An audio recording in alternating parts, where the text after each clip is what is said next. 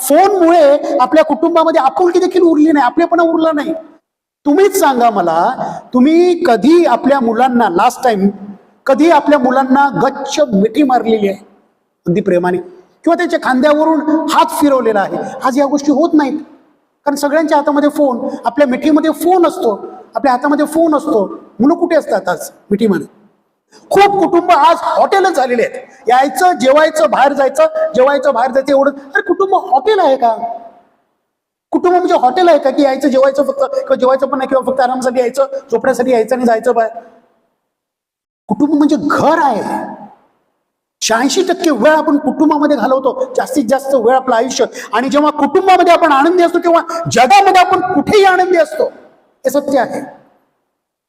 म्हणून कुटुंबामध्ये एकत्र वेळ घालवतो का आपण? बसतो का? जेवतो का? काय एक नियम आहेत का की ह्या वेळेला सगळ्यांचे फोन बंद, 8 नंतर तुम्हाला कोणाचे फोन येणार आहेत?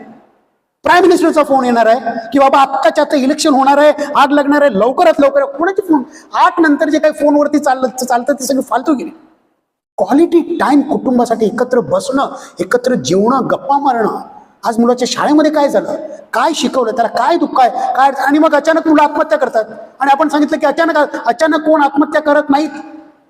जेव्हा तो मुलगा किंवा मुलगी त्या दुःखामधून, संकटामधून, अडचणीमधून जात होती, स्ट्रगल करत होती, तेव्हा तुमचं लक्ष होतं का?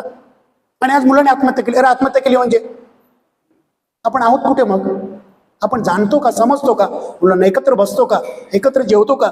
एकत्र टाइम स्पेंड करतो का? सुट्टी असली, तुम्ही बघा की सुट्टी